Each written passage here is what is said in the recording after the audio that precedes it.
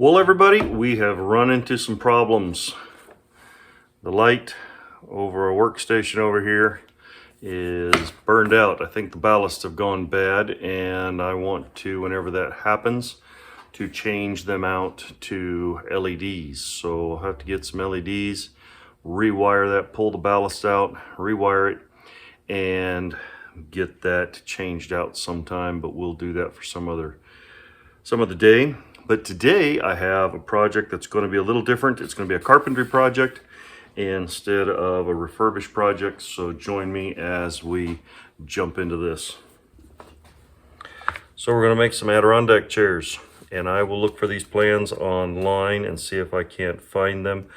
I know I bought the plans for this easy glider. I made it for my wife a few years back, but I want to see if I can't find the plans, and I'll put them in the description below the video. Here are some chairs that I made probably, it's been 10 or 12 years ago, and we're still using them today. My wife has painted them. I think they've been painted 2 or 3 times, but they're still working great. So let's get over here to the chop saw, cut our lengths, and then get over to the table saw and cut everything we need to out on the table saw. Then we'll jump over to the bandsaw and get those cut out, and then we'll assemble. All right, guys, the first thing I'm going to cut are the back legs, which run all the way up to the front. You can see them here. The thing is, I can't find in my instructions how I figured out these measurements. I don't see them here unless they're in the written part. This has been such a long time ago. It's been 10 or 12 years since I've done this, and I made this jig. So I'm showing you the jig here. And I also want to point out this measurement right here is to take into account that normally there's a 2x4 on the end of here, but in order for it to be, so it would be back just a little bit. But because we're using deck boards, that will not go up so far or go back so far, so we had to move this and extend this just a little bit. So this is off from the instructions. I have this set up so that you put on the front, this front board right here will be, instead of a 2x4 or a 2x6, will actually be a deck board, which is a 1 inch instead of a 1.5 inch. So I have made that adjustment there. You can see what this looks like here. Again, I don't remember exactly how I got that line right there. I'll have to look and make sure I've got it here see where I found it in the directions. But I have my degrees marked here for this cut, the degree that's marked for this cut, and this right here is a right angle. And this is exactly a 1/2 inch notch. And that is going to accommodate this front rounded piece, which I'll show you how to make here in just a little bit. So you can take a shot at that jig and it'll help you a little bit. This measurement right here is going to be almost exactly 2 inches. So that should help you. This measurement here is going to be 3 inches. So hopefully that helps you a little bit on this. And we're going to go and make this cut right now. And then we're going to cut out the arms, and we're also going to cut out these back pieces right here, and all of that is set up. I even have jigs to be able to make those angle cuts.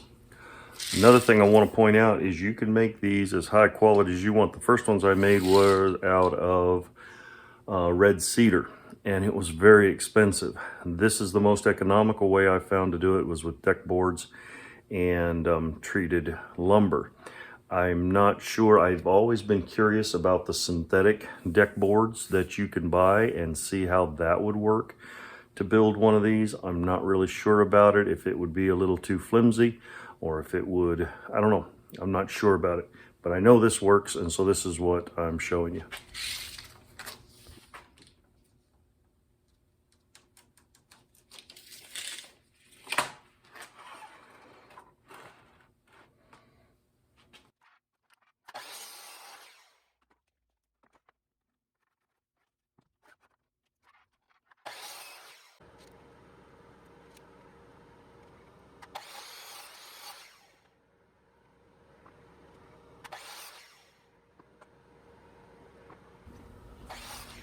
All right, we've got all of our back legs cut, and now I need to shape them. We've got our arms, we've got our upright legs, and then we have everything for the back here, and the back down below, and the back up top, and this front section here.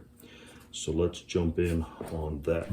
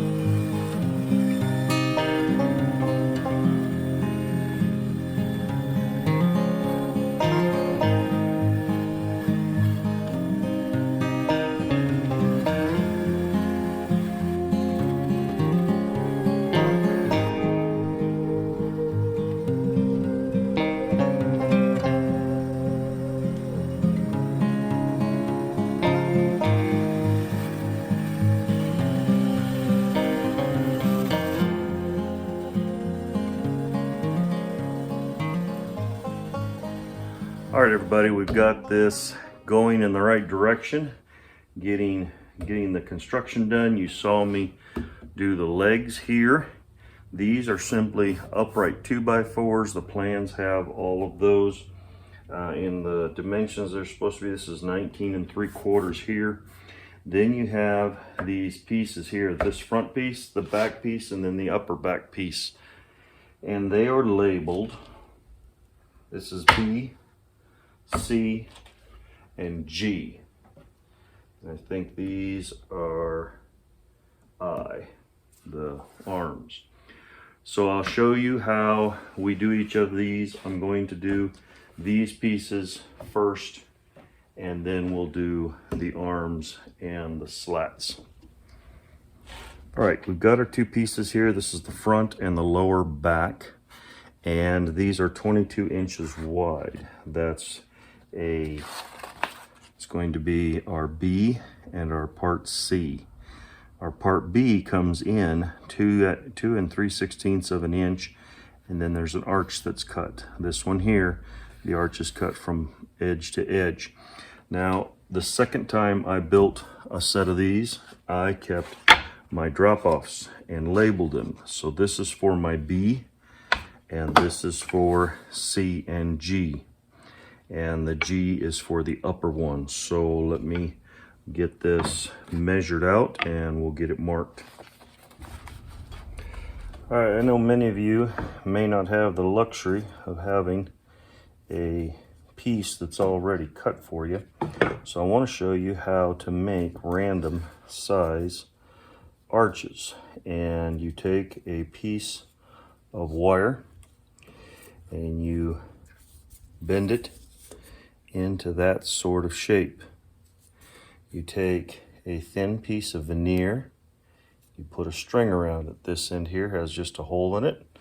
This end here has a notch in it, so you don't have to leave it this way, although this one I probably could.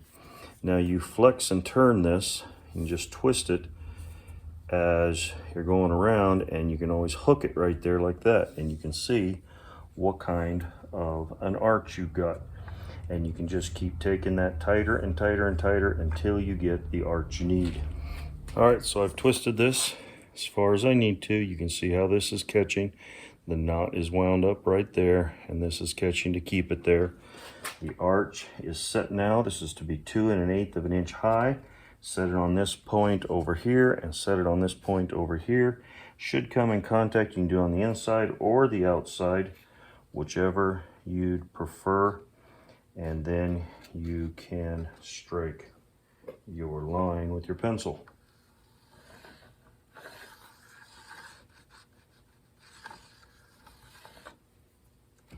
You can do that with as big a piece of veneer as you want or as small a piece of veneer as you want to. And then once you let this thing out, it will go back to being relatively straight. You don't have to store it this way or anything like that. This other arch is this front piece right here.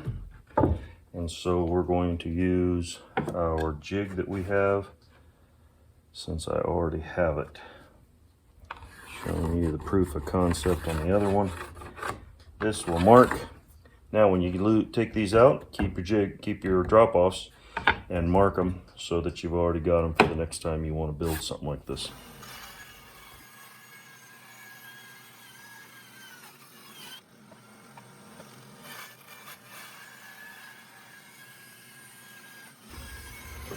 Now we need this back piece right here, which is a little bit different. I'll show you when we get ready to assemble, but right now we need to cut that out. So we have our dimensions here all set up, and so we got to come in 3 inches and go up 3 1/2 inches. So let's take our jig here and set it aside. We want to go up 3 1/2 inches. It's right there. Right there. Then we need to come over 3 inches. So when you come over your 3 inches, mark that and strike your line. You also need to mark this down here because you're going to need that mark. Come over here 3. Make your line. Make this mark here. Now you take your jig and you can either use your string bow. I'm going to use this jig since I have it, and you want to put it here between these marks. Strike your line.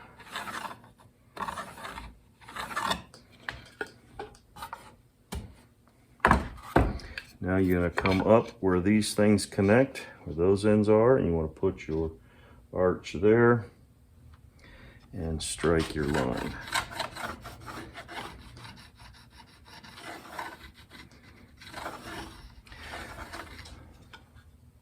All right.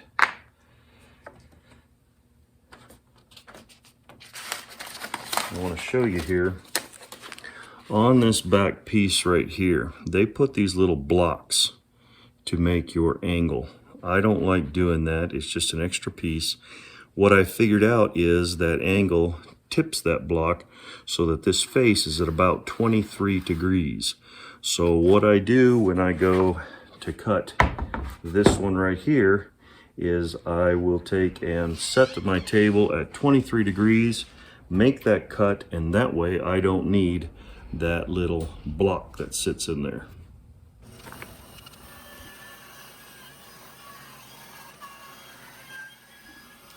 So I've raised my guide all the way up, and now I need to take my square, set it here, and I need it for 23 degrees. So I release my table and turn this till I get to 23 degrees. Should be right about there.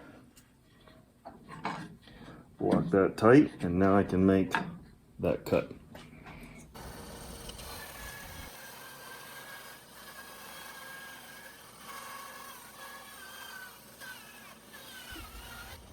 All right, I hope you can see it. I could tell that this was a little bit twisted. This side here was down a little bit. You can see the bubble on the level. So what I've done is taken a jack from a car and stuck it under this one end so that we can jack this one side up. Now you can use a board and wedge a board in there if you need to. There goes our bubble. We should be about level. Now I'll leave that jack in there while we put all of these on this side on, and that should hold it. Now we're going to do this front leading edge right here. Fits in there a little tight. So that is the piece that goes in there. I'm going to show you how to make it. It's probably the one that takes the most skill of any of this project.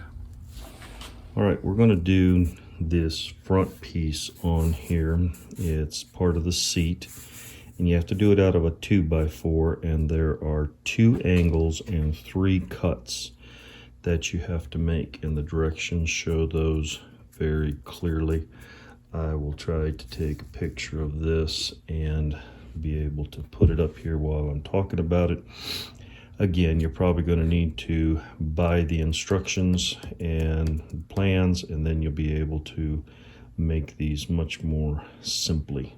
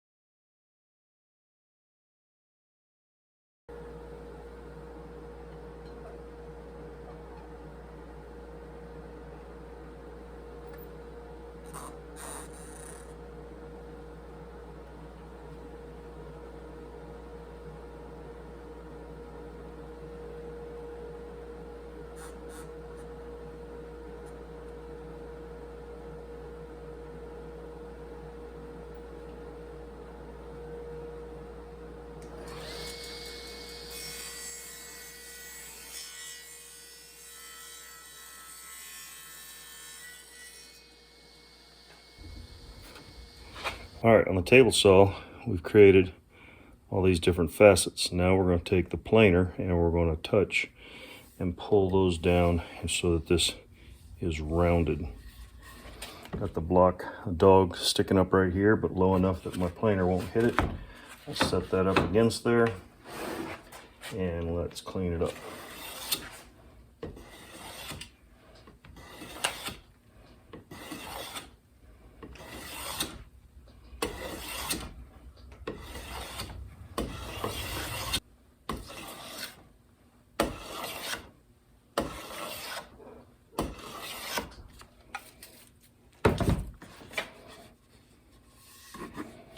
There we go.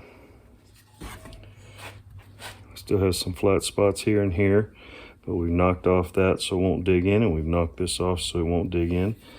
That should be smooth enough for us to sit on. I might take this down just a little bit more.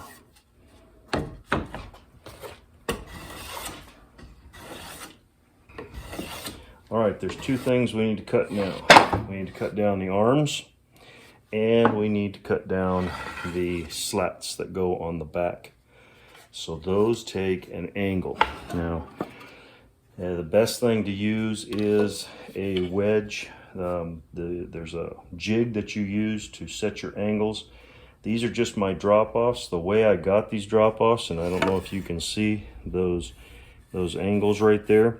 What I did was I eyeballed it. I made a line, I pushed the fence back, and I eyeballed it from back here with glasses on, and I cut my wedge. Now this, I put this piece on the back here so that I can hold that, and now I can push my pieces through at the proper angle, and I can just cut. So you got to set your fence to the width of your board so that the top part, the part out there by your hand, is the widest part.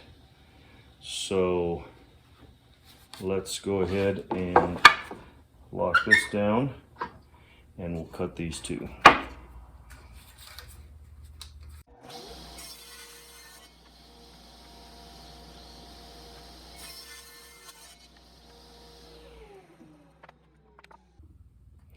Now we're ready to do the upright slats. You got to set your fence again at the width of the slat. They can be a little wider, a little sloppy, it's not a big deal. And we've got a jig on here. It's good to write on your jig so that you know which one this is and what it's for. So here's our jig to cut these slats. The slats on the instructions call for 1x6s. 1x6s I find are harder to fit in the space that's there, and they're more expensive. So I go with the 1x4s and rip them. So let's get those put together.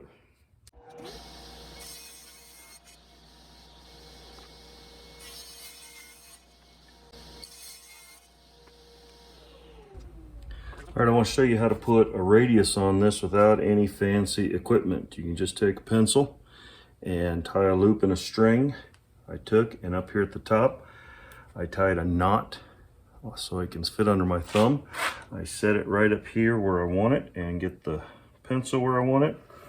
And I can just strike a line and make an arc so I know right where I want to cut.